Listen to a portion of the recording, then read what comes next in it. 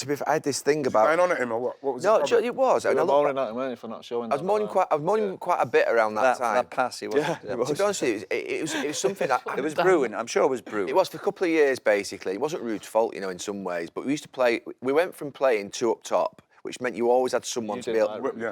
No, it wasn't Ruud. When I look back now, and I spoke to Ruud about this. So you think about it, I had an option on the diagonal to be able to hit, and I had an option in sort of in the feet. Right. So we played the single striker up front, Ruud, who was brilliant at it. Who stood just in between the centre backs. His job wasn't. He wouldn't come across. So basically, the only time you could ever get it to was if you could pass it into Scholes, and he'd then try and find Ruud. But you couldn't find Ruud really outside the lines of the 2 centre backs because he was told to stay in there. We played a different system for about 2 or 3 years. Anyway. But one day I had the ball at Middlesbrough, we're away from home, and it's like second half, we're not doing that well, I don't think, in the game. And I'm like, any chance of making a fucking run? I screamed it and shouted it, and he just snapped.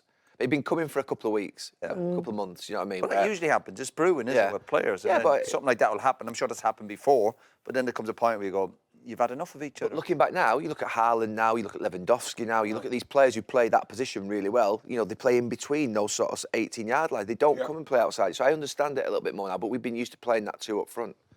But I think it's good, though. It's good. Did he come for you, though? Did he come for you? He came for me at the end of the game,